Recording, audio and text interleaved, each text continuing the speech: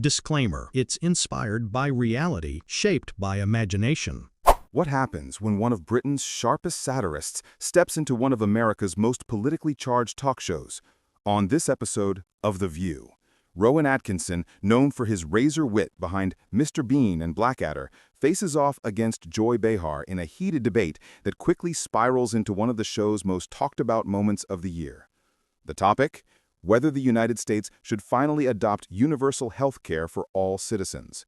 What began as a polite discussion about fairness and access to medicine soon turned into a passionate, fiery exchange. Joy came armed with moral conviction and statistics. Rowan countered with piercing logic, subtle sarcasm, and that trademark slow-burning delivery that made every word sting. The tension rose as the studio audience shifted in their seats, sensing a deeper clash brewing. Not just over healthcare, but over values, class, and the meaning of equality itself. Who should pay for care? Who deserves it? And what does universal truly mean in a divided America? By the end of the episode, neither Joy nor Rowan left unchanged. It wasn't just a debate. It was a moment of reckoning about empathy, economics, and the price of compassion in modern society. Now, let's step into that studio where the sparks begin to fly. The studio lights glowed softly as the opening theme faded and the cameras rolled. Joy Behar leaned forward with that familiar grin, the kind that signaled trouble. "So, Rowan, you come from a country where people don't get a bill for a broken arm. Sounds nice until you realize somebody's taxes are paying for it." The audience laughed lightly. Rowan tilted his head, hands folded neatly in his lap. "Indeed, Joy, though I suppose it's also nice when people don't have to choose between a doctor and their dinner." His delivery was calm, but his eyes had a glint that said he was ready for the long game. Joy chuckled. "Ah, there it is, the moral jab. You Brits do love guilt with your tea, don't you?" Before Rowan could answer, Sunny Hostin jumped in, her voice smooth and measured. "Let's be fair, Joy. The question isn't whether taxes are good or bad. It's whether universal health care could ever work in America's system. Rowan, do you think it could?" Rowan leaned slightly forward. "Of course it could. The problem isn't the system. It's the philosophy. Americans think health care is a service. The rest of us see it as a duty. That's the gap, one that no insurance policy can fill." The audience hummed, half intrigued, half uneasy. Joy crossed her arms, smiling as if she'd been waiting for that moment. "Duty sounds nice until you're the one footing the bill. People here already work 2 jobs to pay for someone else's mistakes. Why should they add hospital bills to that?" Rowan's voice dropped just enough to make the room lean in. "Because, Joy, it's not about paying for someone else's mistakes. It's about paying forward for a society that doesn't let people die from them." The crowd applauded. Joy rolled her eyes, but even she couldn't suppress a smile. "Well, you make it sound poetic, but the government can barely fix a pothole. You expect them to run heart surgery?" That line landed. Laughter rippled across the audience. Even Rowan smirked. "You're right. Governments aren't perfect. But neither are private companies charging $20 for a pill that costs 50 cents to make. Between inefficiency and greed, I'd rather pick the side that's trying to save lives." The tone in the room shifted. Joy's banter grew sharper. "Rowan, people don't want charity. They want choice. You start nationalizing healthcare, and next thing you know, you're telling people what doctor they can see, what medicine they can take. That's not freedom, that's control." Gasps. A murmur swept through the crowd. Even Whoopi raised her eyebrows, glancing at Joy as if to say, "He's not playing around." Joy sat back, lips pursed, but the glint in her eye hadn't faded. "You sound like you're campaigning for prime minister," she teased. Rowan cracked a small grin. "If only I had the patience for politics. I prefer my arguments finished in under an hour." The room laughed, breaking the tension for a moment. But under the humor, something real was stirring. Rowan wasn't there to score points. He believed every word. And Joy, despite her sarcasm, wasn't dismissing him. She was pushing back because she cared about the other side of the coin. Sonny leaned in again. It feels like both of you are talking about the same thing, security, but from different worlds. Joy's thinking of how people pay for it, Rowan's thinking of how people survive it. Rowan gave a small nod. Exactly. Healthcare isn't an economy. It's a mirror. It shows you what a nation values most. That line hit deep. The audience applauded longer this time. Joy forced a smirk, but her tone softened, just slightly. You do realize mirrors can break, right? Rowan's reply was simple, quiet, and final. Then maybe it's time we fix the reflection. The applause rose again, this time fuller, warmer. But beneath it all, the energy on stage had changed. This was no longer just about policy. It was becoming personal, a clash of philosophy versus practicality. And the next round, it was going to sting. Joy leaned forward, hands clasped on the table, eyes glinting like she'd just spotted an opening. Joy, I get it. You love your NHS. It's all tea, kindness, and free checkups. But you're talking from a bubble. It's easy to preach compassion when someone else is paying for it. The audience let out a collective ooh, sensing the temperature rise. Rowan smiled politely, that dry British restraint holding steady. I assure you, Joy, we all pay for it. The difference is we see it as an investment in people, not a burden.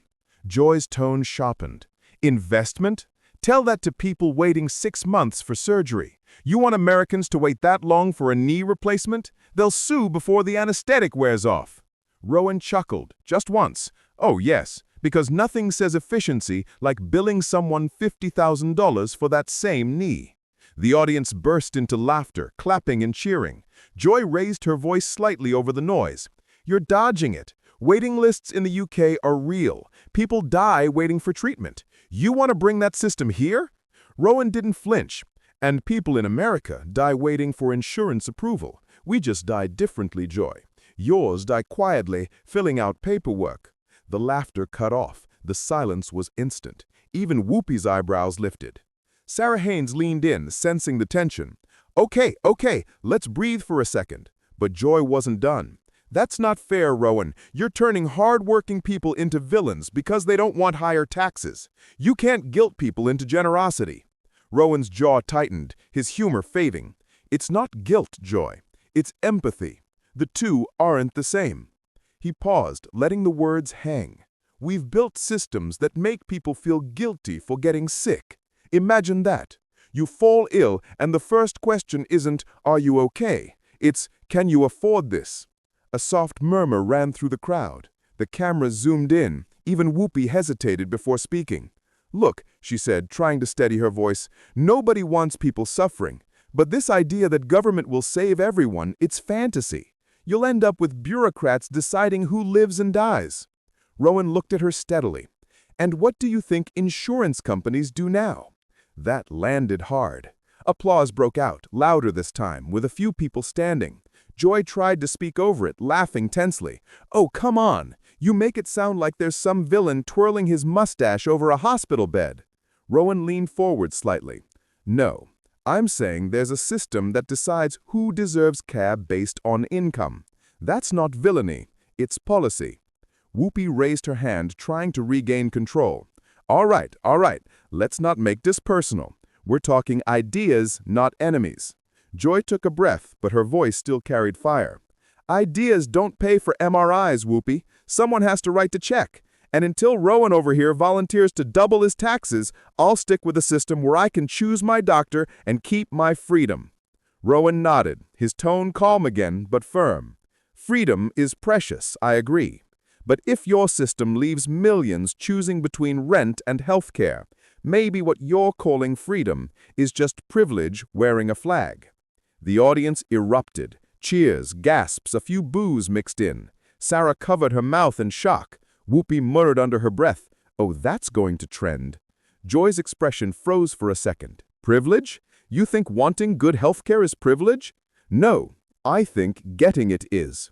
The words sliced through the noise. The audience clapped, some people rising from their seats. Joy threw up her hands.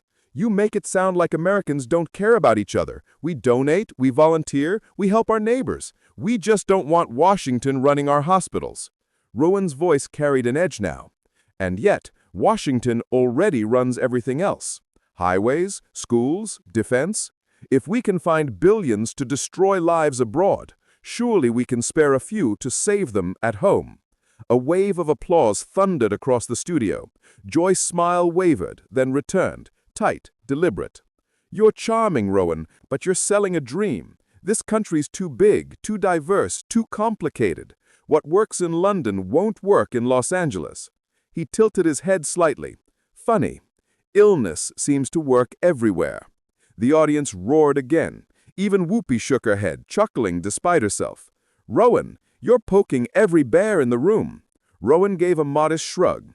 "I don't mind bears. I just mind apathy." And then he said it, the line that froze even Joy. "The true test of a nation isn't how it rewards success, it's how it treats its sick." The audience rose in applause, a few people whistling.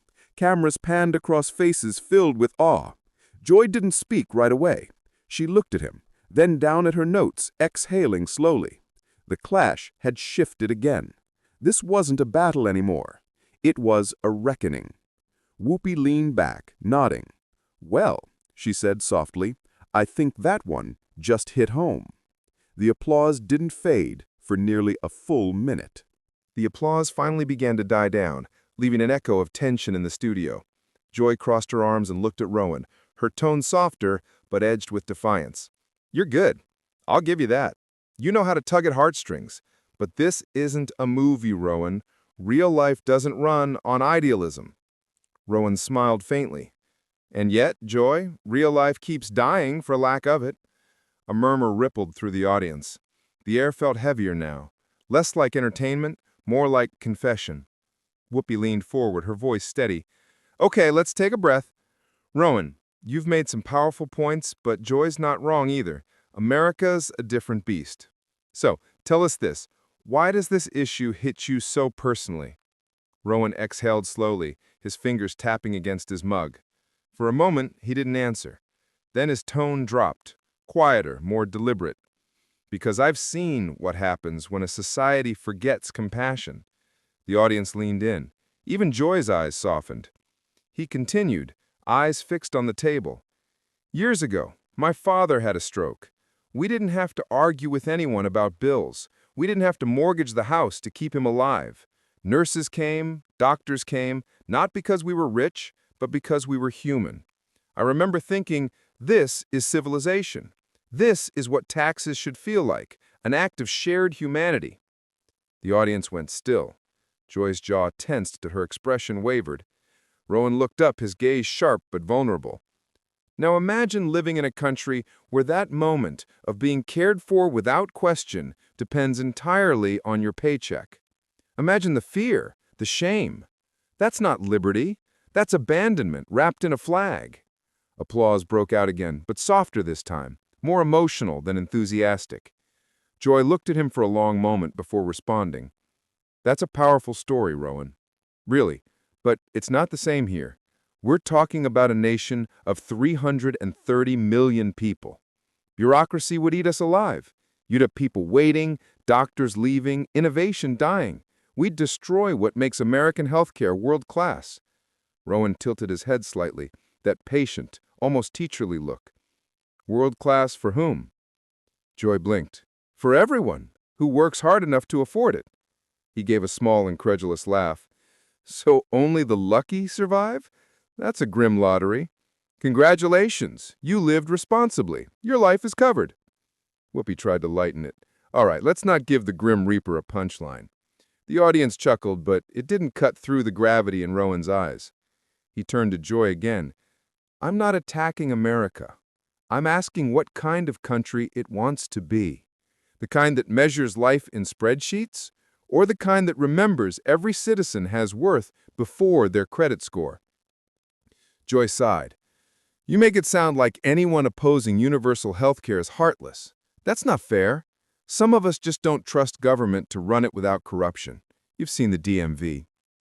The audience laughed again, easing the tension slightly, but Rowan's voice stayed steady, low, almost haunting. Yes, and I've also seen hospitals turning away the dying because their coverage lapsed. Between a long line and a locked door, I'll take the line. The words hung like smoke. Sarah leaned forward, her voice barely above a whisper. Rowan, do you think compassion can survive politics? He looked up, expression heavy. It has to. Otherwise, what's the point of politics? The audience clapped, slowly at first, then building into a full cheer. Even Joy nodded once, almost grudgingly. But she wasn't finished.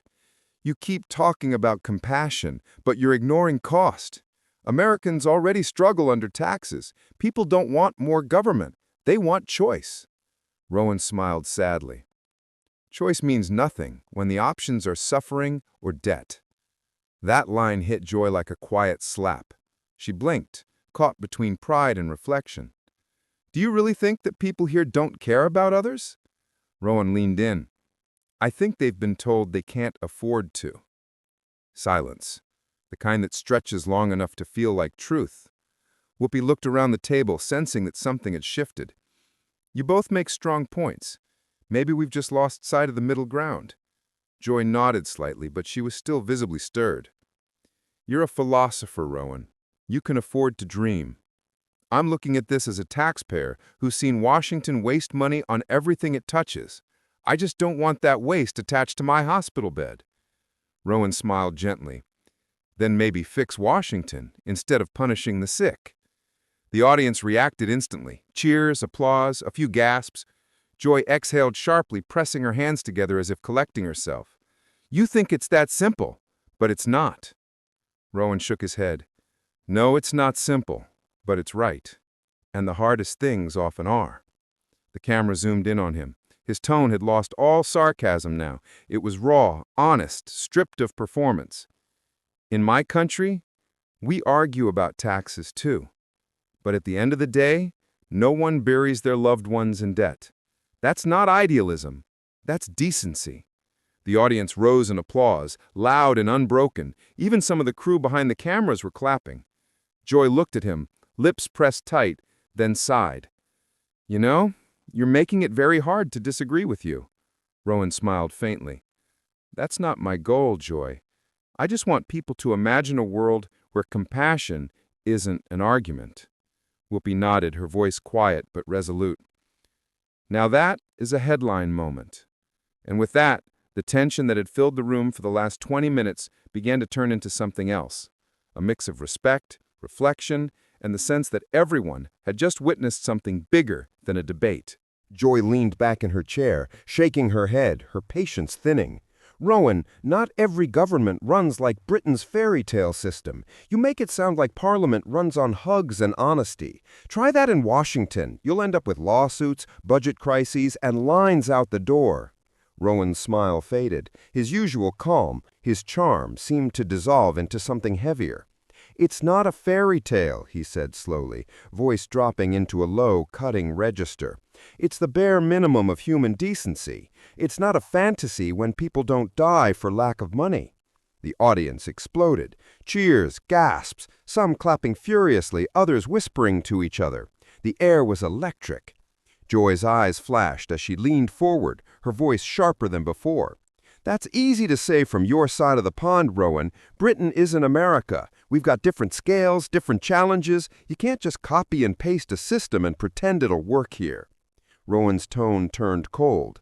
Then why not build one that does? Why is the richest country in the world content to let people go bankrupt just to stay alive? A stunned hush fell over the studio. Even Whoopi's expression stiffened as the gravity hit.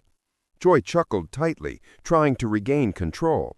You're acting like the U.S. is some kind of monster. This country helps more people than anyone else on Earth. Maybe don't lecture Americans on compassion, all right? Rowan leaned forward, his eyes sharp as glass. I'm not lecturing, Joy. I'm grieving. Because you have the means to fix this, and you won't. You call it politics. I call it cruelty, dressed as policy. The words hit hard. The audience let out a chorus of low murmurs, a few claps, then silence. Joy's jaw tightened. You really think we're cruel? That's rich coming from someone who doesn't have to pay our taxes. Rowan didn't blink. I think cruelty is pretending affordability is more important than humanity. The audience erupted again, some on their feet, cheering, others shaking their heads. Sarah stepped in, trying to calm the moment. "All right, guys, let's not—" But Joy cut her off, voice trembling slightly. "I'm sorry, but he's sitting here telling millions of Americans they don't care about people. That's insulting." Rowan's voice softened, but his eyes never left hers. "I think they care deeply. I just think they've been told for too long that caring costs too much." That line drew applause so thunderous it drowned out the music cue. Whoopi's hand went to her earpiece, signaling the producers, but the show didn't cut yet. The control room knew. They were witnessing viral gold. Joy tried to laugh it off.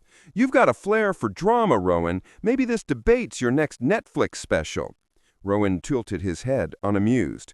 "And maybe pretending the problem doesn't exist is yours." Gasps. Joy blinked, momentarily thrown off. Then she straightened in her chair, her voice steady but cold. "You know, it's easy for comedians to moralize when they don't have to govern. You can sit there and throw lines, but in the real world, someone has to pay for your idealism." Rowan nodded slowly, his voice quiet but sharp as a blade. "Yes, and right now that someone is the sick, the poor, and the forgotten." The audience went dead silent. Not even the co-hosts spoke. Whoopi finally stepped in, voice cautious. "All right, let's—" But Rowan cut her off. "Freedom," he said, staring straight at Joy, "means nothing if you're too poor to live." The room froze. It wasn't shouted, it wasn't performed, it was whispered like a truth no one wanted to hear. Even Joy sat back, her expression faltering, the fight momentarily gone. Sarah glanced around, eyes wide. Denise looked down at the table, visibly moved. The audience stayed utterly still, no laughter, no noise, just the hum of the cameras and a few quiet coughs in the distance. Whoopi finally broke the silence. We're going to take a quick break." The cue music kicked in, but nobody moved. The producers held the camera on Rowan just a beat too long, his eyes distant, his face tight with emotion. He looked less like a man who'd won an argument, and more like one who just told an uncomfortable truth. Joy stared at him from across the table, her hand half covering her mouth.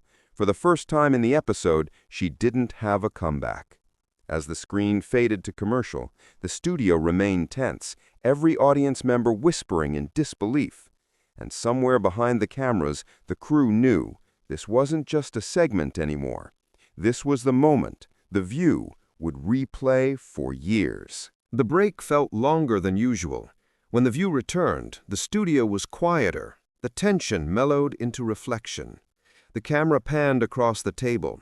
Joy and Rowan sat with their hands folded, both a little more composed, both looking like they'd just been through something real. Whoopi smiled gently, breaking the silence. "Welcome back. Before the break, things got intense." She chuckled softly.